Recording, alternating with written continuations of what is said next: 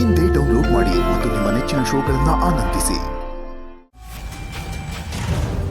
ಆ ಗಜೇಂದ್ರ ತನ್ನ ಮಗನನ್ನೇ ಮಠದ ಉಸ್ತುವಾರಿ ಮಾಡಬೇಕು ಅಂತ ಈ ಮಠಕ್ಕೆ ತಂದುಬಿಟ್ಟಿದ್ದಾನೆ. ಆ ಭೋಗೇಂದ್ರನೋ ಅತೀ ಬುದ್ಧಿವಂತನ ಹಾಗೆ ಆಡ್ತಿರ್ತಾನೆ. ಇಲ್ಲಿ ನೋಡಿದ್ರೆ ಗುರುಗಳು ವೆಂಕಟನಾಥನಿಗೆ ಏನೋ ಹೇಳ್ತಿರ್ತಾರೆ, ಎಲ್ಲಿಗೋ ಕಳಿಸ್ತಿರ್ತಾರೆ. ಅವನು ಹೋಗಿ ಬಂದು ಮಾಡ್ತಿರ್ತಾನೆ. ಮಠದ ಮುಖ್ಯ ಉಸ್ತುವಾರಿಯಾಗಿರೋ ನನಗೇ ಗೊತ್ತಿಲ್ಲದೆ ಇಲ್ಲಿ ಏನೋ ನಡೀತಾ ಇದೆ. ಅದೇನು ಅಂತ ಹೇಗೆ ತಿಳ್ಕೊಳ್ಳೋದು?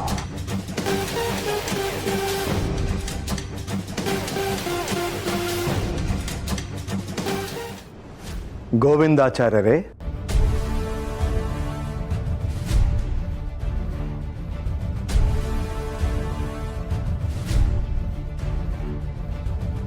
ಗುರುಗಳೇ,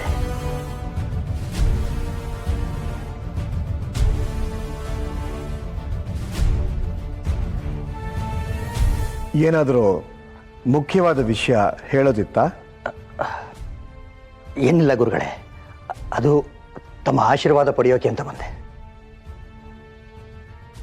ಮುಂಜಾನೆ ನನ್ನ ಆಶೀರ್ವಾದ ಪಡೆದಿದ್ದೀರಲ್ಲ? ಮತ್ತೊಮ್ಮೆ ಆಶೀರ್ವಾದ. ನೀವೇನೋ ಗೊಂದಲದಲ್ಲಿದ್ದೀರಾ ಅಂತ ಕಾಣುತ್ತೆ. ಮನಸ್ಸನ್ನು ತಿಳಿ ನೀರಿನ ಹಾಗೆ ಪ್ರಶಾಂತವಾಗಿಟ್ಕೊಳ್ಳಿ ಗೋವಿಂದಾಚಾರ್ಯರೇ. ಇಲ್ಲದೆ ಹೋದರೆ ಗೊಂದಲದಲ್ಲೇ ಕಳೆದು ಹೋಗ್ತೀರಾ. ಆಯಿತು ಗುರುಗಳೇ. ನಿಮಗೂ ವಯಸ್ಸಾಗ್ತಾ ಬಂತು. ನಿವೃತ್ತಿ ಪಡೆಯೋ ಆಲೋಚನೆ ಏನಾದರೂ ಮಾಡಿದ್ದೀರಾ? ಹಾಗೇನಾದರೂ ಇದ್ರೆ ಧೈರ್ಯವಾಗಿ ಹೇಳಿ. ಅಯ್ಯೋ, ಹಾಗೆಲ್ಲ ಏನೂ ಇಲ್ಲ ಗುರುಗಳೇ. ಇದು ಮೂಲ ರಾಮ ನೆಲೆಸಿರುವಂಥ ಜಾಗ. ಇಲ್ಲೇ ಜೀವನವಿಡೀ ಸೇವೆ ಮಾಡಿಕೊಂಡು ಜೀವನವನ್ನು ಪಾವನ ಮಾಡ್ಕೋಬೇಕು ಅಂತ ಇದ್ದೀನಿ. ಗೋವಿಂದಾಚಾರ್ಯರೇ, ಶ್ರೀಮಠದಲ್ಲಿ ನಾವು ತಗೊಳ್ಳೋ ಎಲ್ಲ ನಿರ್ಧಾರಗಳು ಆ ಶ್ರೀಹರಿಯ ಇಚ್ಛೆಯಂತೆ ನಡೀತಾ ಇರುತ್ತೆ. ನೀವು ಹಿರಿಯರಿದ್ದೀರಿ. ಮಠದಲ್ಲಿ ಇರೋ ಅನೇಕ ಕಿರಿಯರು ನಿಮ್ಮನ್ನೇ ಅನುಸರಿಸ್ತಾ ಇರ್ತಾರೆ. ಹಿರಿಯರಾಗಿ ನೀವೇ ಈ ರೀತಿ ಕದ್ದು ಕೇಳಿಸ್ಕೊಳ್ಳೋದು ಎಷ್ಟು ಸರಿ?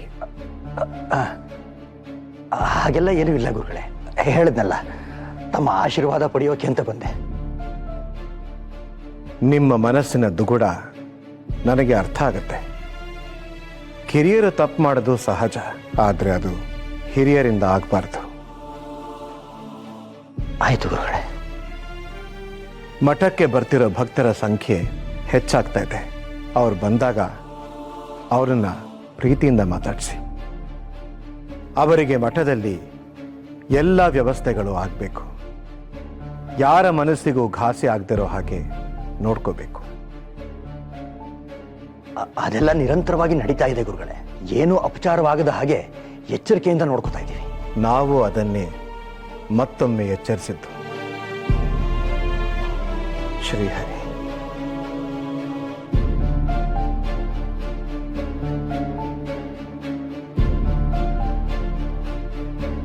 ನಾವು ಹೊರಗಣ್ಣಿನಿಂದ ನೋಡಲಾಗದ್ದನ್ನ ಇವರು ಒಳಗಣ್ಣಿನಿಂದ ನೋಡಿ ಗ್ರಹಿಸ್ತಾರೆ ಅಂತ ಗೊತ್ತಿತ್ತು. ಆದರೆ ಇವರಿಗೆ ಬೆನ್ನಲ್ಲೂ ಕಣ್ಣಿದೆ ಅಂತ ಗೊತ್ತಿರಲಿಲ್ಲ. ನಾವು ಎಚ್ಚರ ತಪ್ಪಿದ್ರೆ ಕಷ್ಟ.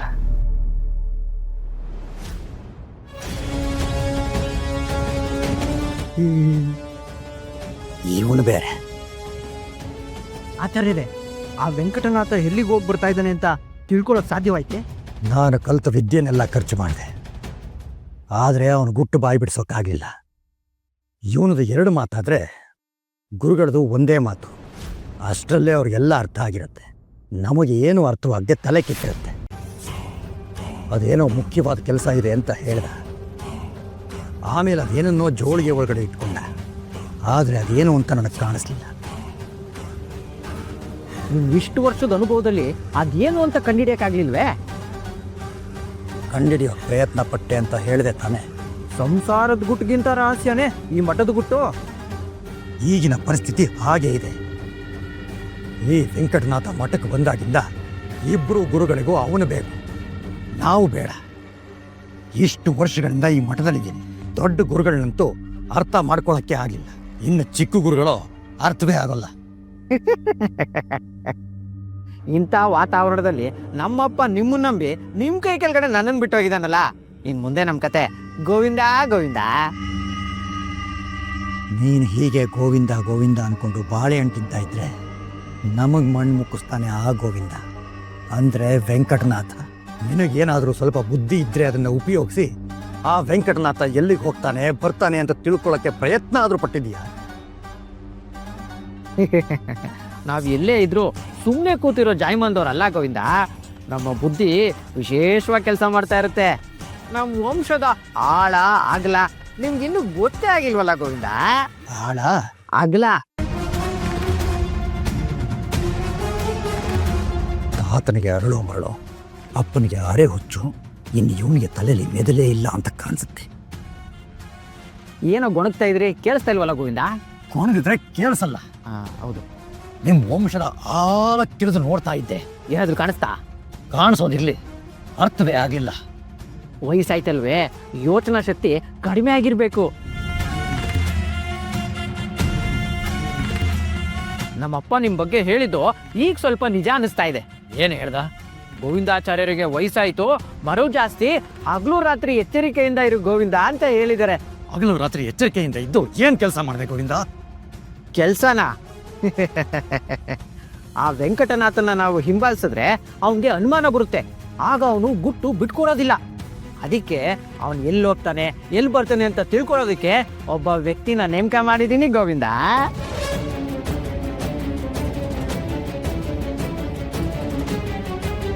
ಒಳ್ಳೆ ಕೆಲಸನೇ ಮಾಡಿದ್ದೀಯ. ನಿನ್ನ ಬುದ್ಧಿಗೆ ಮೆಚ್ಚಬೇಕು. ನಿನಗಿಂತ ಬುದ್ಧಿವಂತನ್ನೇ ನೇಮಕ ಮಾಡಿದ್ದೀಯ ತಾನೇ? ಹಾಂ,